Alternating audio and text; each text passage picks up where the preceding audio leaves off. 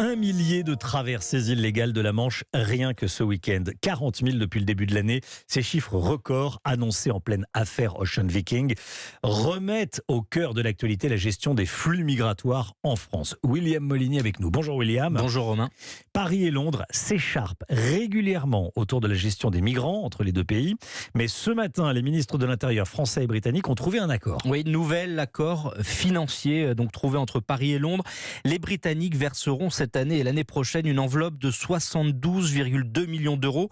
En contrepartie, la France s'engage, elle, à augmenter de 40% ses forces de sécurité sur les plages, d'où partent les migrants vers les côtes britanniques. Concrètement, ce seront 350 policiers et gendarmes supplémentaires. Pour la première fois, des équipes d'observateurs français et britanniques vont être déployées de part et d'autre de la Manche pour améliorer le débriefing des migrants et tenter de remonter plus rapidement les réseaux de passeurs grâce aux renseignements recueillis.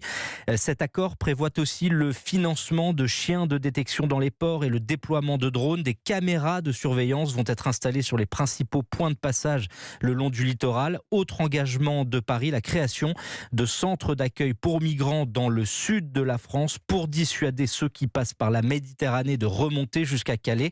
En revanche, cet accord ne prévoit aucun objectif chiffré d'interception de bateaux. C'est pourtant, à en croire la presse britannique, ce que souhaitait initialement le Royaume-Uni. William Molinier.